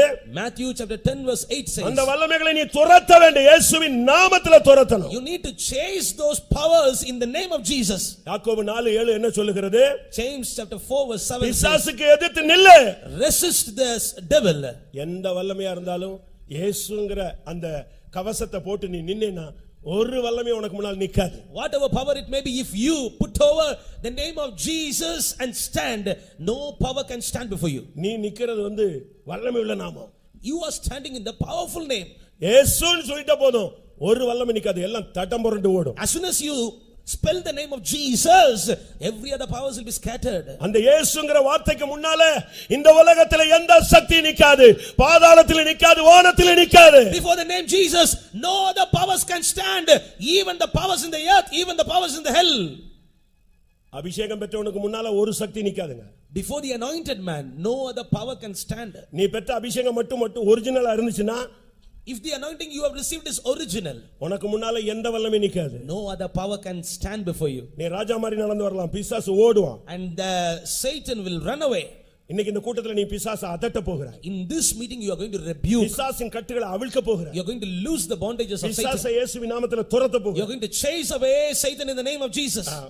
லூக்கா 10:16 படி பிசாசின் வல்லமையை கீழ்ப்படுத்த போகிறாய். According to Luke chapter 10 verse 16, you are going to suppress the power of Satan. யாக்கோபு 4:7 படி பிசாசை நீ இப்ப எதிர்க்க போகிறாய். And according to James chapter 4 verse 7, you are going to resist the devil now. லூக்கா 10:19 சொல்லுகிறது, சத்துருவின் சகல வல்லமைகளை மேற்கொள்ள நான் உனக்கு அதிகாரம் கொடுக்கிறேன். I am giving you the power and authority to overcome all the powers of devil. வெளிப்படுத்தல் 12:11 என்ன சொல்லுகிறது? What Revelation chapter 12 verse 11 says? சாட்சியின் வசனத்தினாலும் ஆட்டுக்குட்டியின் இரத்தத்தினாலும் நீ அவனை ஜெயிக்க வேண்டும். By the blood of the lamb and the word of the testimony you need to overcome him.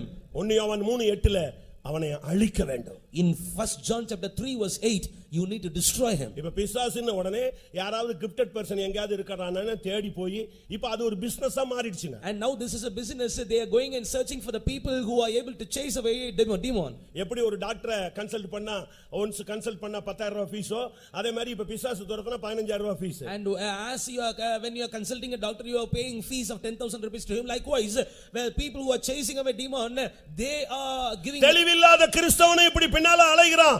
உனக்குள்ளே இருக்கிற ஜீவன் எல்லா வல்லமைகளையும் மேற்கொள்ளக்கூடிய ஜீவன். And one who is not having a sober mind is roaming here and there like this. But I say that there is a living power in you. It is able to chase away Satan. வெள்ளம் போல சத்துரு வரும் பொழுது ஆவியானவர் அவனுக்கு விரோதமாய் கொடியாற்றக்கூடியவர். When the enemy is coming up like a flood, the spirit of God is able to hoist up a flag. பிசாசுன்னு ஒவ்வொரு வாரமும் வாரம் ஜெபிச்சிட்டு போற, ஆனா பிசாசை மேற்கொள்ள உனக்கு பவர் இல்லையா? இன்னைக்கு நீ வாங்கிக்க. You are coming every week and praying that you need to be set free from the demon.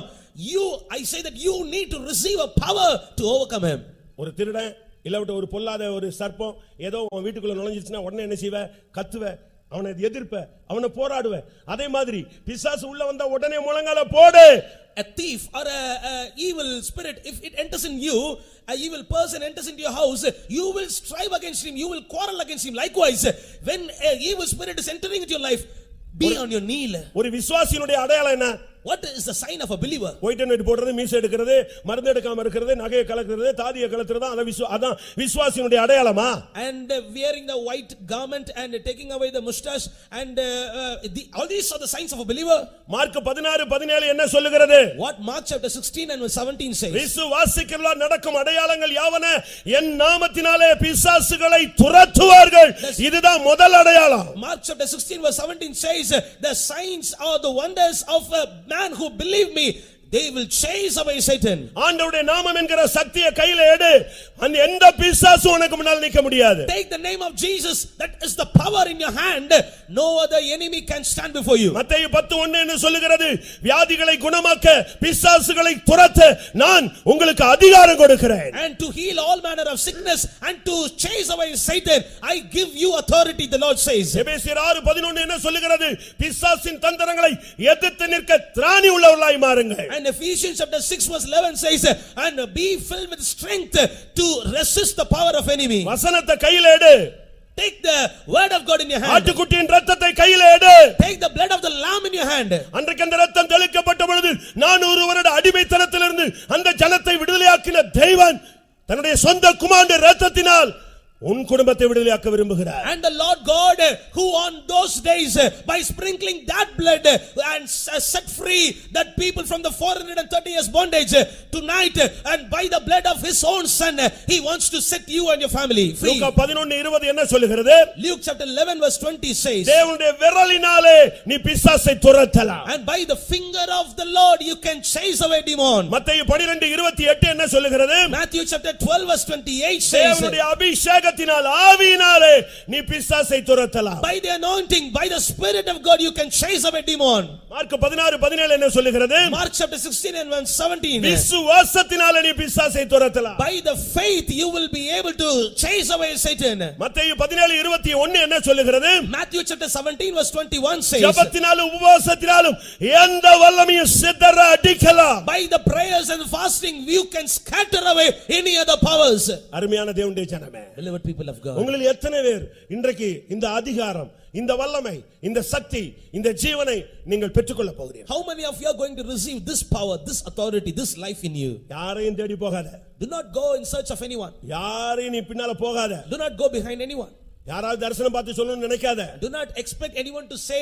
உன்னுடைய ஆவிக்குரிய குருட்டாட்டத்தை இன்றைக்கு கண்களை கர்த்தர் இன்றைக்கு இந்த கூட்டத்திலேயே திறப்பாராக. And let God open your eyes and put away your spiritual blindness. உன் கண்கள்ல ஒரு அபிஷேகத்தை கர்த்தர் தருவாராக. And let God give an anointing over your eyes. உன் கைகளில் ஒரு அபிஷேகத்தை கர்த்தர் தருவாராக. May God anoint your hands. உன்னுடைய நாவில் ஒரு அபிஷேகத்தை கர்த்தர் தருவாராக. May God command an anointing over your tongue. உன்னுடைய முழங்காலில் ஒரு அபிஷேகத்தை கர்த்தர் தருவாராக. May God command an anointing on your knees. இப்ப இந்த கூட்டத்துல போடுற முழங்கால் இன்றைக்கு எல்லா இடங்களிலும் இருக்கிற இந்த தேசத்தில் இருக்கிற ஆவிகளெல்லாம் சிதறடிக்கப்பட வேண்டும். And the anointing which God is going to give you on your knees, we are going to kneel down on this presence of the Lord, and all the powers of the enemies that are found in this land even will be scattered. ஆனா ஒன்னு நீ செய்ய வேண்டும். But one thing you need to do. இன்றைக்கு உன் கானானிய வாழ்க்கைக்கு முடிவு உண்டாக்கணும். You need to end the life of Canaan. சில பாவம் தெரியாமலே இருக்கும் யாருக்கும், அது தெரியாமலே போட்டும். And few sins that are secret, that are covered, let it be there. ஒருவேளை சில பாவங்கள் எல்லாருக்கும் தெரிஞ்சு நீ அவமானப்பட்டிருப்ப, பரவாயில்ல, இன்னைக்கு மன்னிப்பு கேட்டு கிளியர் பண்ணு. Perhaps and few sins have come out and you may have got a reproach in your life. Whatever it may be, confess every sin and get delivered. இன்றைக்கு உன் கையில தான் விடுதலை இருக்கு. And tonight the deliverance is in your hand. யாரும் தலையில கை வைக்கிறதுனால இல்ல, இன்னைக்கு நீ உன் தலையில கை வைக்கணும். இப்போ உனக்குள்ள இன்னைக்கு விடுதலை உண்டாகணும். Do not expect anyone to come and lay their hands on you. Lay your hand on you and make a decision in this. கானானிய வாழ்வை எத்தனை பேர் முடிவுக்கு கொண்டு வர இன்றைக்கு ஆண்டவருடைய கரத்துல ஒப்பு கொடுக்கிறீர்கள்? How many of you are going to surrender your life in the hands of the Lord? நீங்க வாலிபர்களாக இருக்கலாம், You may be young, வயோதிபர்களாக இருக்கலாம், you may be aged, கிறிஸ்தவ நண்பர்களாக you இருக்கலாம், may be Christian friends, கிறிஸ்துவை அறியாதவர்களாக இருக்கலாம், you may be not knowing Christ. யாராக இருந்தாலும் சரி, Whoever கானானிய வாழ்வு உன் குடும்பத்துல இருக்கும் வரை இந்த வல்லமை ஆதிக்கம் செலுத்திக் கொண்டே இருக்கும். till you have this Canaanite life in you, this power will have authority over your family, அது உன் பிள்ளையை கவிக்கொள்ளும். and it will taking hold of உன் your, புருஷனை கண்ட்ரோல்ல கொஞ்சம் it வச்சிருக்கும். will take control of your உன் husband, மனைவியை கண்ட்ரோல்ல it will வைக்கும். take control of your wife, உன் பிசினஸ் கண்ட்ரோல்ல வைக்கும். take control of your உன் business, மினிஸ்ட்ரியை கண்ட்ரோல்ல it வைக்கும். will take control of your ministry, உன் மைண்ட கண்ட்ரோல்ல கொண்டு it போய்டுவான். will be taking your mind in உனக்கு ஒரு விடுதலை இருக்காது. you will not have deliverance, நீ ஐயோ விடுதலை இல்லன்னு ஒவ்வொரு கூட்டம்மா தெரு தெருவா நீ அலைஞ்சிட்டே இருக்கிற. and you are lamenting and roaming here and there, I am not having deliverance. இந்த முதல் கூட்டத்துல கர்த்தர் உனக்கு ஒரு விடுதலையை தர வாஞ்சிக்கிறார். In this first meeting the Lord desires to give you a deliverance. எனக்கு அதுல ரொம்ப பிடிச்ச சப்ஜெக்ட், அந்த கானானிய ஸ்திரீ இயேசுவினிடத்தில் வந்தாள். And the thing I was touched, this Canaanite woman came to Jesus then. சிலுவை பக்கம் வா, Come to the cross, கிருபையின் பக்கம் வா, Come towards grace. இரக்கத்தின் பக்கம் வா. Come towards mercy. மன்னிப்பின் பக்கம் வா. Come towards the forgiveness. சத்தியத்தின் பக்கம் வா. Come towards the truth. உபதேசத்தின் பக்கத்தில் வா. Come towards the doctrine. சபையின் பக்கத்தில் வா. Come towards the church. அப்போஸ்தல ஐக்கியத்திலே வா. Come towards the apostolic fellowship. நீ இதுவரைக்கும் போய்கிட்டு இருந்த மார்க்கம் உனக்கு உதவி செய்யல. And the religion which you were pursuing had not given you நீ free. எடுத்த எஃபெக்ட் ஒண்ணு உனக்கு உதவி செய்யல. All the efforts you have taken hitherto had not helped you. அந்த வல்லமை, அந்த கொடிய வேதனையை கொடுத்த சக்தி உன் குடும்பத்தை அழிப்பதற்கு முன்பாக இயேசு அண்டை திரும்ப.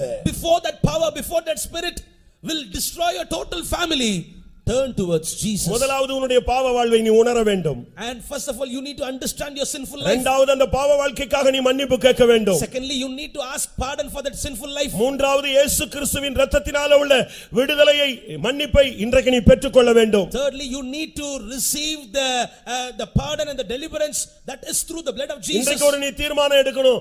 இனிமேல் கானானிய வாழ்க்கை நான் வாழ மாட்டேன். You need to make decision tonight that I will not repeat, I will not have this Canaanite life again in my life.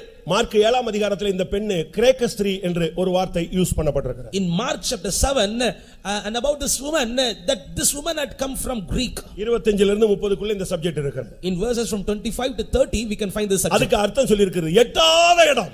And the meaning for that Greek is beyond. அதாவது உன்னுடைய வாழ்க்கையில பாவத்திலேயோ அக்கிரமத்திலேயோ அநியாயத்திலேயோ பிசாசின் வல்லமையிலேயோ நீ ஒரு எக்ஸ்ட்ரீமா, அதாவது மீட்கவே பட முடியாது என்கிற அந்த தொலைவுக்கு நீ போயிருந்தாலும் அவருடைய இரக்கங்கள் உன்னை பிடிக்க காத்திருக்கிறது. In your sins, in your iniquities, in your trespasses, you might have gone a level, you might have gone a height, you might have gone an extreme from where you could not be redeemed, but the mercy of the Lord is there. பாவத்தின் ஆழத்திலே போய்விட்டாயோ?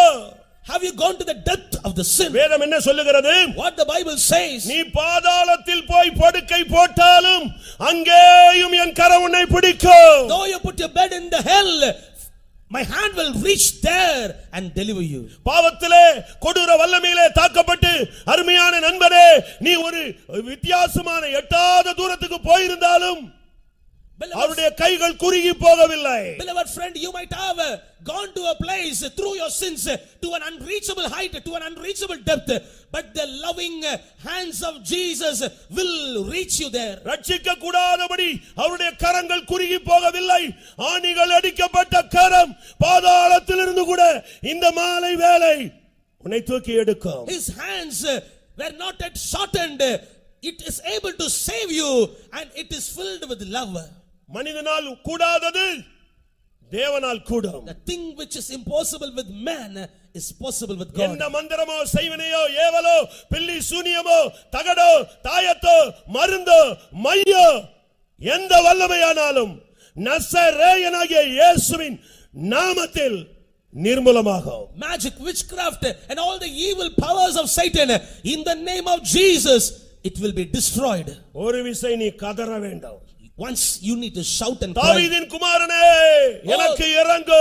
thou son of David, have mercy on me.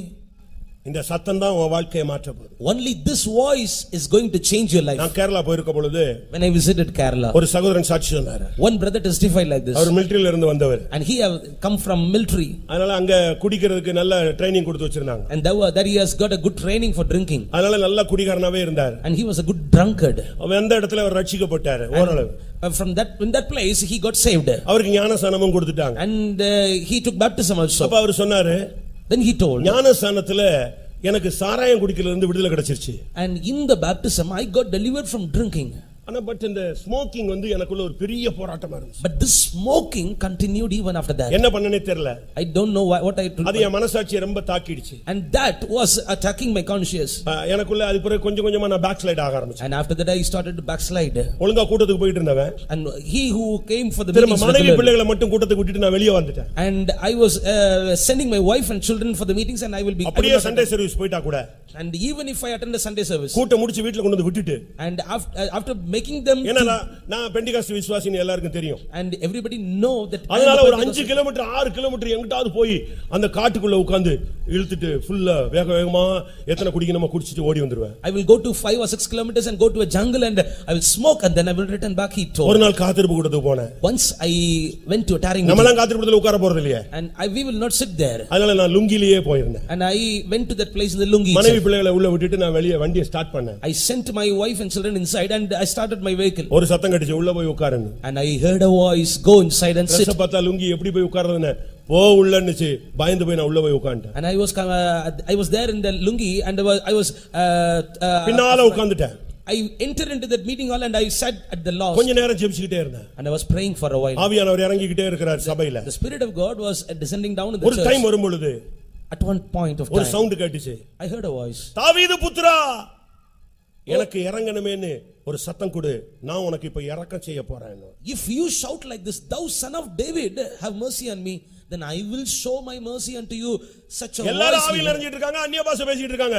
இந்த ஒரு ஆள் மாத்திரம் தாவீது புத்திரா கருணை காணிக்கணுமேனா பட்டன ஒரு அபிஷேகம் இறங்கிடுச்சு. Everybody were filled with the anointing. This one man shouted like this, oh thou son of David, have mercy on me. Suddenly an anointing came upon him. சரியான ஒரு வல்லமை, a great power right போடச்சி எடுத்தது, and it attacked him. ஒரு 10-20 நிமிடத்துக்கு பின்பு அவர் ஸ்டேஜ்ல pastor உட்கார்ற இடத்துல வந்து விழுந்து கிடந்தார். After 15 to 20 minutes he அன்றோட அந்த ஆவி வெளியே போயிருச்சு. On that night that spirit left him. அந்த தாவீதின் குமாரன் தான் இன்னைக்கு ஃபர்ஸ்ட் மீட்டிங்ல வந்திருக்கிறார். That son of David had come for this first meeting. எத்தனை பேர் விசுவாசிக்கிறீங்க? How many of you believe this? விசுவாசிக்கிறவங்க அப்படி ஒரு நிமிஷம் கண்களை மூடுங்க பார்க்கலாம். Those that believe this, close your eyes. இன்னைக்கு உங்களுடைய போராட்டங்களை நீங்களே மேற்கொள்ளுகிற ஒரு அபிஷேகம் வரணும். And you need to receive an anointing through which you yourself can overcome this power. இயேசு என்ன பண்ணார் தெரியுமா? Do you know what Jesus did? இந்த பெண்ணுடைய சத்தத்தை கேட்டு கேட்காத போல இருந்தார். And Jesus, though he heard the voice of this woman, he was there as if he had not heard it. ஆனா மத்தேயு 15:28ல, but in Matthew chapter 15:28, உன் விசுவாசம் பெரியது, oh thou woman, your நீ விரும்புகிறபடி உனக்கு ஆக கடவது, let it be unto thee even as thou wilt. அந்த நொடி அவளுடைய மகள் ஆரோக்கியமானாள். That same hour her daughter was made whole. இப்ப 8:28. Now it is 8:28. இதுதான் fixed time. This is the fixed time. எல்லாரும் கண்களை மூடுங்க. Let us all close our eyes. ஒரு 2-3 நிமிஷம் நம்ம முழங்கால்ல இருப்போம், அதுக்கு பிறகு நம்ம எழும்பி நிற்போம். Let us stand on our knees for 2 or 3 minutes. After that we can stand. இப்போ நீங்க முழங்கால்ல நின்னு அந்த கானானிய வல்லமையிலிருந்து விடுதலைக்காக ஒரு கதறுதலை ஏறெடுக்க போகிறீங்க. Now standing on your knees, you are going to cry out, you are going to weep and lament for coming out of that Canaanite life. எத்தனை பேருக்கு போதும் 40 வருஷம் 20 வருஷம் 42 வருஷம் 22 வருஷம் 12 வருஷம் இந்த பாவத்துல உழண்டு நான் அவமானப்பட்டு கேவலப்பட்டு சீரழிஞ்சு நான் சமுதாயத்துல தள்ளப்பட்டது போதும், இந்த பாவ வாழ்க்கைக்கு நான் முடிவுக்கு நான் வந்துட்டேன், இனிமேல் இந்த கன்வென்ஷனோடு என் லைஃப்ல நான் ஒரு சேஞ்ச் எதிர்பார்க்கிறேன்னு சொல்றவங்களுக்கு தான் இந்த கூட்டம் ஒரு blessing-ஆ மாற போகுது. For about 40 or 22 years and many long years I was in the sin and I was in a miserable state. I want to make this life to come to an end in myself. உண்மையாகவே கானானிய வாழ்விலே நான் சிக்கி தவிக்கிறேன், எனக்கு அதிலிருந்து இருந்து ஒரு விடுதலை வேணும்னு சொன்னீங்கன்னா இப்போ வாயை திறந்து ஆண்டவரே எனக்கு இரக்கம் செய்யும் என்று நீங்க கத்துங்க பார்க்கலாம். இந்த சத்தம் இப்ப பரலோகத்துல கேட்க போகிறது. Really, if you want to have a deliverance from your sinful life, cry upon the heaven, cry towards the heaven, Lord set me free, then the heaven is going to hear you. ஆண்டவரே நான் ஒத்துக்கொள்கிறேன், Lord I accept. கானானிய வாழ்க்கை எனக்குள்ளே புதைந்து கிடக்கிறது. The Canaanite life is found in me. கானானிய வாழ்க்கை எனக்குள்ளே மறைந்து கிடக்கிறது. The Canaanite life is covered in me. கானானிய வாழ்க்கை சில நேரங்களிலே வெளியரங்கமாக அது வெளிப்பட்டு விடுகிறது. And at few times this Canaanite life is revealed out. சிலுவை நாயகனே என்னை மன்னியும். Oh hero of cross, forgive me Lord. தாவீதின் குமாரனே என்னை மன்னியும். Oh son of David, forgive me. இந்த சத்தம் இப்ப பரலோகத்திலே சிங்காசனத்திலே கேட்கணும். Let this sound reach the throne in the heaven. உன் புருஷனுக்காக கூப்பிடு. For your sake of husband. உன் மனைவிக்காக கூப்பிடு. For the sake of your wife, cry upon. உன் கற்ப பிறப்பான பிள்ளைகளுக்காய் கூப்பிடு. For the sake of your own children, cry upon. இரக்கத்தில் ஐஸ்வரியம் உள்ளவர் வந்திருக்கிறார். One who is rich in mercy has come down. Amen, amen, amen, amen, amen, amen. Amen. கானானிய ஒரு நிமிஷம். கானானிய வாழ்வை நசரேயனாகிய இயேசுவின் நாமத்துல இன்னைக்கு நான் முடிவுக்கு கொண்டு வர்றேன்னு சொல்ற ஒரு ஆள் இருந்தா கூட போதும், இந்த பிரசங்கத்தினுடைய வேலை நடந்துருச்சுன்னு நான் விசுவாசிக்கிறேன். If one among you say like this, I want to make this Canaanite life to come to an end in the name of Jesus, then I accept this sermon has got அந்த ஒரு ஆள் நான் தான் சொல்றவங்க எத்தனை பேரு? If you are able to say that one person is me, then இன்னைக்கு கானானை விட்டு நீ வெளியே வா. come out of Canaan tonight. பாவத்தின் திசைகளில் இருந்து வெளியே வா. Come out of the directions of sin tonight. இயேசு இருக்கிற திசையை நோக்கி பார். Turn towards the direction in which Jesus stands. இன்னைக்கு தான் உன் குடும்பத்துக்கு மீட்பு. Tonight is the night of இன்றைக்கு தான் உன் குடும்பத்துக்கு salvation. விமோசனம். It is today your family is going to get a redemption. இன்றைக்கு தான் பிசாசின் தலையில் நீ ஆணி அடிக்கிறாய். Tonight you are going to bruise the head of Satan. உன் குடும்பத்தை அலக்கழிச்ச ஆவியை கர்த்தர் உன் காலுக்கு கீழே கொண்டு வரும் நேரம் இதுவே. This is the right time the Lord is bringing the power which is tormenting your family under your feet.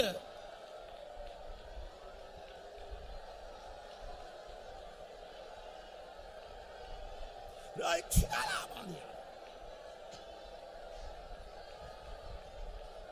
Elimi karaba katiraka.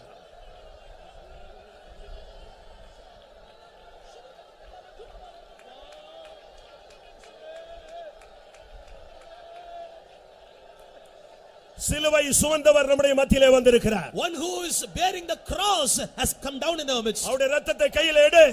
Take his blood in your hand. அவருடைய நாமத்தை கையில் எடு. Take his name in your hand. அபிஷேகத்தை கையில் எடுங்கள். Take the anointing in your hand. பிசாசை எதிர்த்து நில்லுங்கள். Resist the devil. ஆவியானவர் கொடி ஏற்றட்டும். Let the Spirit of God hoist up the banner.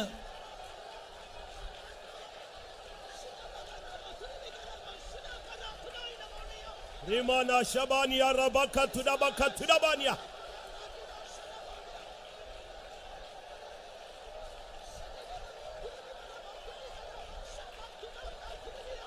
ரிபாலபக துடபானியா.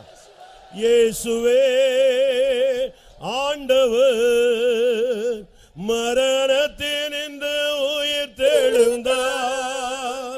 கால்கள் யாவும் முடங்கும், நாவு யாவும் போற்றிடும், அந்த இயேசுவே ஆண்டவர். எல்லாரும் இயேசுவே மரணத்திலிருந்து உயிர் தெழுந்தார். கால்கள் யாவும் முடங்கும், நாவு யாவும் போற்றிடும், அந்த இயேசுவே ஆண்டவர். இயேசுவே எல்லாரும் ஆண்டவர். வாயை திறந்து அறிக்கையிடுங்கள். மரணத்தினின்று உயிர் தெழுந்தார். கால்கள் யாவும் முடங்கும், நாவு யாவும் போற்றிடும், அந்த இயேசுவே ஆண்டவர். இயேசுவே ஆண்டவர் மரணத்தினின்று ரபஹானியா ரபாலாபா. கால்கள் யாவும் முடங்கும், நாவு யாவும் போற்றிடும், அந்த இயேசுவே ஆண்டவர். இயேசுவே ஆண்டவர். மரணத்தினின்று உயிர் தெழுந்தார். கால்கள் யாவும் முடங்கும், நாவு யாவும் போற்றிடும், அந்த இயேசுவே ஆண்டவர். ஆமென். இயேசுவே ஆண்டவர். மரணத்தினின்று உயிர் தெழுந்தார். கால்கள் யாவும் முடங்கும், நாவு யாவும் போற்றிடும், அந்த இயேசுவே ஆண்டவர். ஆமென். ஹalleluya ஹalleluya ஹalleluya ஹalleluya. ஹைடபக ரபக துடபான். ஆமென். ஹalleluya. எல்லாரும் எழுந்து நிற்போம். Let us all stand up. நல்லா புரிஞ்சுக்கோங்க, கூட்டம் முடியுதுன்னு நினைச்சிராதீங்க.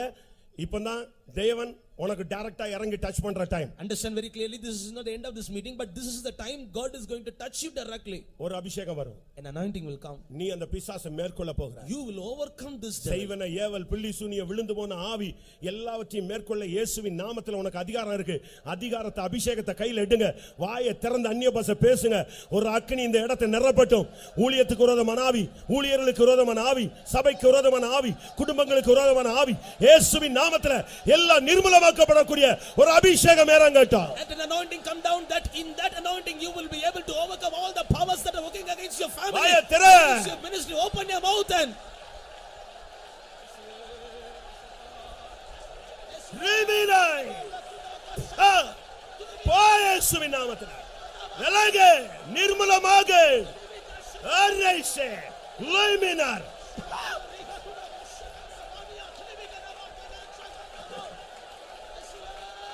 ஹல்லேலூயா அபிஷேகம் பெற்ற விசுவாசிகள் அபிஷேகம் பெற்ற ஊழியர்கள் மட்டும் கைகளை உயர்த்துங்க. All the believers and the servants of God who are anointed, lift up your hand. அபிஷேகத்துல ரெண்டு அபிஷேகம் இருக்கு. Two kinds of anointing. சும்மா அந்நிய பாஷை பேசிக்கிட்டே தலையை கையை ஆட்டிட்டு போறது இருக்கு. பிசாசை மேற்கொள்ளும் ஒரு அபிஷேகம் இருக்கிறது. An anointing is there to overcome the Satan. அந்த அபிஷேகம் உள்ளவங்க எல்லாம் கை வைத்துங்க. Those who are having that anointing, put up your hand. இப்ப எல்லாரும் அபிஷேகத்துக்குள்ள வர போறீங்க. Let everybody come into the anointing. உன் குடும்பத்தை கொடிய வேதனைக்குள்ளே ஆட்கொண்டிருந்த வல்லமை இன்றைக்கு முடிவை சந்திக்க போகிறது. The power which was tormenting your family is going to face an end tonight. அடக்காத. For that, ஆவியானவர் இடம் கொடு. and give room for the anointing. ஒரு அக்கினி இறங்குகிறது. Fire is coming down. சாத்தான் தோற்று போன வல்லமை. Satan is a defeated power.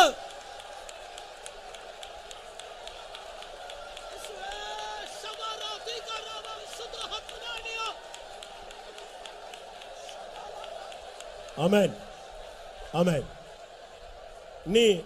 நீங்க ஒரு அந்நிய பாஷை பேசினா ஒரு ஆவி போகும். If you speak in one time, if you speak in tongues, one spirit will go away. விடாம அந்நிய பாஷை பேசு, எல்லா வல்லமையும் சிதற போகிறது. Keep on speaking in tongues. Hallelujah. All the powers are going to be scattered down.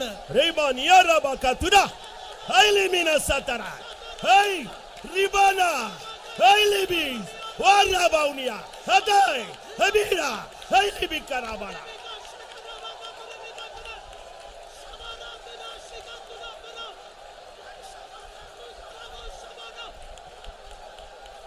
ரைஷடா லைபினாமா.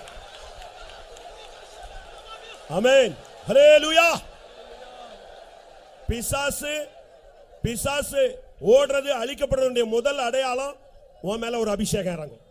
The sign of devil running away from your house, from your family, from you is an anointing will come upon you. இரண்டாவது அடையாளம் உனக்குள்ள இருக்கிற வியாதி உன்னை விட்டு வெளியே ஓடிடும். The second sign of devil going away from you is your sickness will flee away. மூணாவது உனக்குள்ள இருக்கிற பாம்பின் வேர் அப்படியே வேரோடு பிடுங்கப்படும். Thirdly, the root of that snake will be uprooted totally from you. இதோ ஒரு அபிஷேகம். Behold an anointing. சியோனின் அபிஷேகம். Anointing of Zion. சிங்காசனத்தின் அபிஷேகம். Anointing of the throne. பரிசுத்தத்தின் அபிஷேகம். Anointing of the holiness.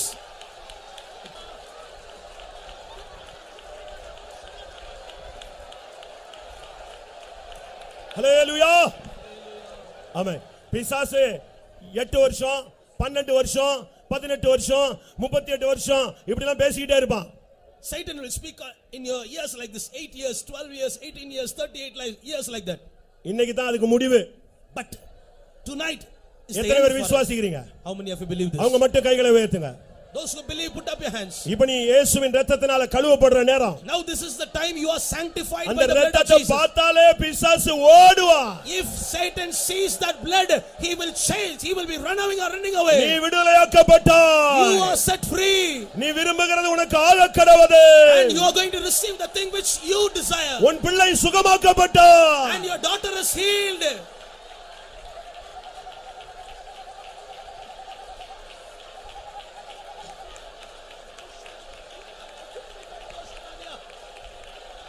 ஆமென். சிலுவை இரத்தத்தை உரிமை பாராட்டுங்க. Claim the blood of the cross. சிலுவை இரத்தத்தை உரிமை பாராட்டுங்க. Claim the blood of the cross. எல்லாரும் உரிமை பாராட்டலாமா? Let us all claim that. ஒரே ஒரு கோரஸ். கல்வாரியில் சிந்தப்பட்ட சுத்த இரத்தத்தை காணும்போது ஓடி போகும் சாத்தான் சேனைகள். The blood that was shed upon the cross, when Satan sees that, he will run away. மற்ற ஆலயங்களுக்கு எல்லாம் போயிட்டு வர்றவங்க, மற்ற விக்கிர இடங்களுக்கு எல்லாம் போயிட்டு வர்றவங்க வெளியே பட்டை கிட்டலாம் அடிச்சு வருவாங்க. இன்னைக்கு நீ வெளியே போகும்போது உன் நெற்றியில இயேசுவின் இரத்தத்தோட நீ வெளியே போகணும். Hallelujah. All those who visit the temples, they will be having the sign on their foreheads. But those who are going to leave away from this meeting place, you will have the blood of Jesus on your forehead.